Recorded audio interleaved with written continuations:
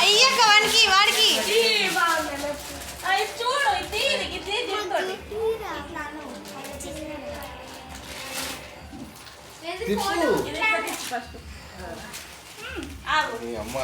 దొరికింది ఓహో ఇటు ఇటు కిందికి కిందికేనండి ఇటాను కంప్లీట్లీ